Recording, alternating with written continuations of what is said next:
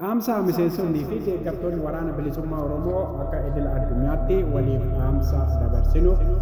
Dhaamsi kun miseensota waraana bilisummaa Oromoo ABO qabsoo gaggeeffamaa jiru kan biyya Kanaadaa magaalaa Edmonton irraa isin dabarsinu jechuudha. Dhaamsi keenya akkuma beekamu qabsoon bilisummaa Oromoo achi dhufteen seenaa qabsoo bilisummaa Oromoo jalatti gurmoomnee uummanni Oromoo gurmaa'ee qabsoo kana dhiibee asiin ga'ee amma finiisaa jira jechuudha. Qabsoo finiisee kana immoo bakka jirrutti biyya jirrutti bira dhaabbannee akka uummata Oromootti akka Oromoo tokkootti bira dhaabbannee qabsoo kana dhalootaan ga'uu fi dhaloota dhaalchisuu fi dhaloonni qabsoo kana fuudhee akka wal gargaarree qabsoo kana galmaan geenyu dhaamsa dhaammannaa jechuudha. Dhaamsi keenya kuni jajjabina qabsoon keenya irra jiruu fi dhaloonni fudhatee ta'u qabsoo kana bobaa diinaa jalatti impaayiritti keessatti qabsoo kana geggeessaa jiru gammachuudhaan fudhannee qabsoon kun tarkaanfachuu isaa itti amannee qabsoon kun seenaa qabsoo Oromoo wajjin dhuftee erga qabsoon Oromoo fi Oromoon sirni gadaa Oromoo fi Oromoon cabee kaasee akka ammaatti akka yeroo kanaatti akka bara kanaatti akka jaarraa kanaatti finiinee bobaa diinaa jalatti hidhatee dhaloonni walii ajjiisee dammaqee wal dammaqsee uummanni Oromoo waraana isaa of keessatti qabatee waraana isaa leenjifatee biyya isaa keessatti naannoo isaa keessatti Oromiyaa keessatti waraana isaa leenjifatee hidhachiisee sosochii tarkaanfachiisaa jira jechuudha.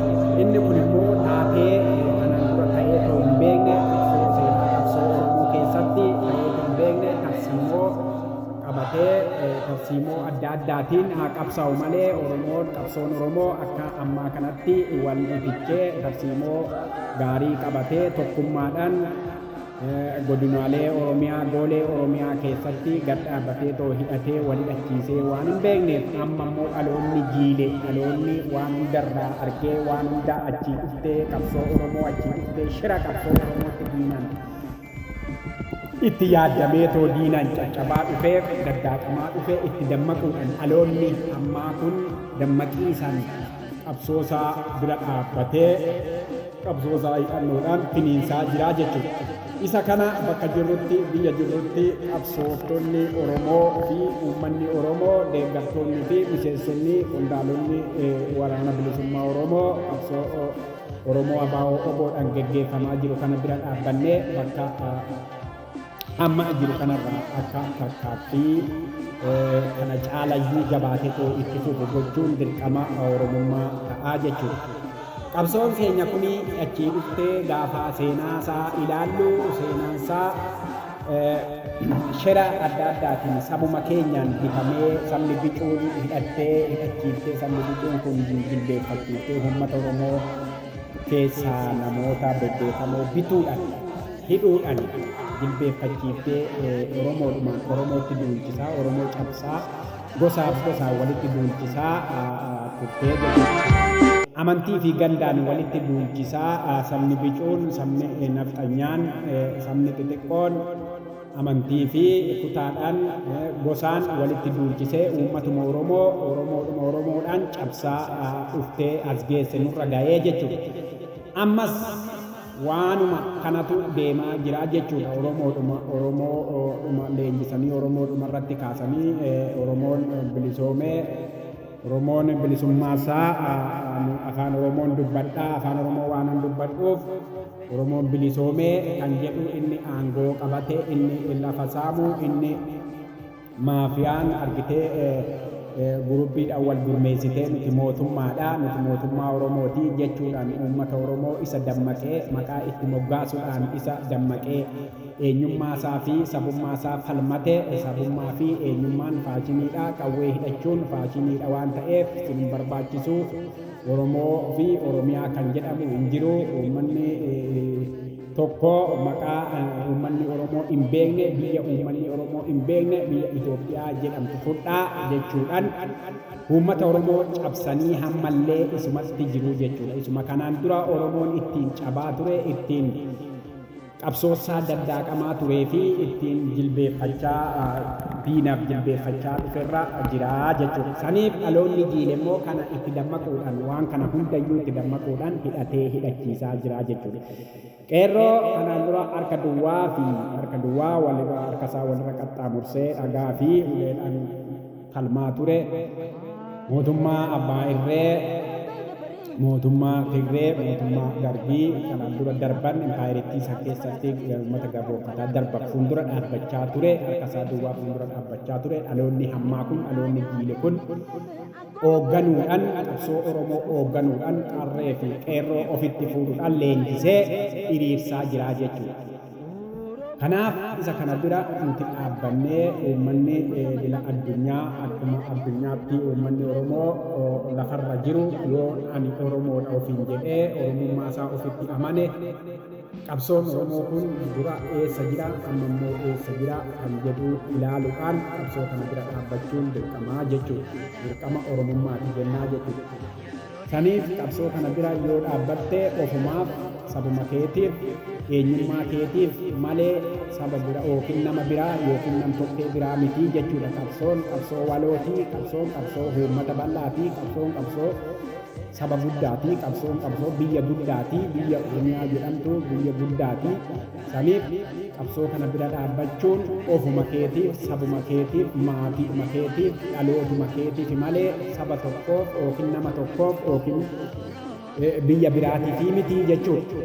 Saniif gandummaa dhiibnee argitee waan diinni achi as jechaa dhufe argitee maqaa nutti moggaasee maqaa adda addaa nutti moggaasuudhaan uummata Oromoo warroota uummata Oromoo dammaqaa fincilaa dhufan keessaan qabanii fannisuudhaan ajjeesuudhaan hidhuudhaan dararuudhaan asiin ga'anii jechuudha.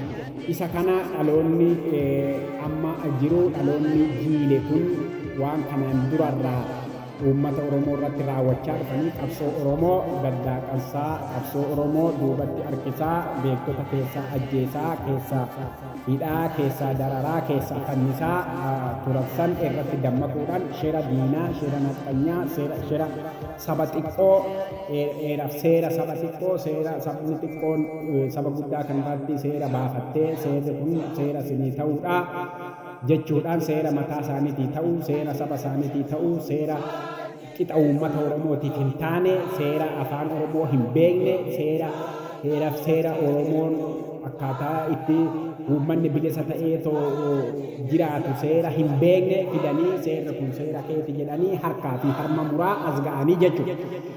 Dirqamaan seera kana fudhatan malee, seera kana yoo fudhatan malee waliin buluu hin dandeessanii jechuudhaan dirqamaan qabanii harkaa fi harma muranii uummata Oromoo jilbeeffachiisanii jechuudha.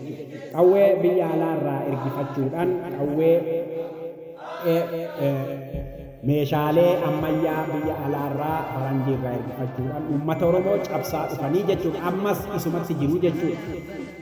Bifa adii jijjiirratu malee ammas cabsuun uummata Oromoo kun uummata Oromoo akkaataa itti tooftaa jijjiirratee to'aa dhufu malee tooftuma durii saniin seeruma durii sabni bicuun tumte saniin uummanni Oromoo haga har'aatti hacuucamaa jira jechuudha. Seera sabni bicuu baafteef kuni maqaa biyyaa sabni bicuun baafte kuni sabni xiqqaan baafte kuni uummanni Oromoo hin fudhatee sin beekuu jechuudha. Erga sirni gadaa Oromoo fi Oromoon cabee kaasee haga har'aa amma nuti dubbachaa jirru kanaatti dhaamsa dabarfannaa jirru kanaatti uummanni Oromoo maqaa biyyaa fi seera biyyittii impaayiriittii san keessaa fudhatee too hin beekusi kiyyas jedhee too hin beeku jechuudha. Saniif uummanni Oromoo dheeraaf seera qabaa, sirna qabaa, sirna saniinan bulaa, biyyan qabaa, afaanin qabaa. Ani saba guddaadha, biyya saniif saba guddaadha, saba xiqqoodhaaf bitamuu seera sabni xiqqoon naa baafte naaf hin ta'uu jedhee qabsoosaa finiinsee itti wal gurmeessee dhaloota jiile hammaa kana harka ga'ee jira jechuudha.